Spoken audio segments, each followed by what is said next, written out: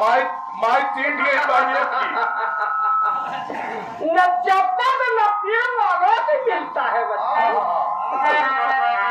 कहता है तो दूध में चावल डाल दे तो खीर बन जाती है।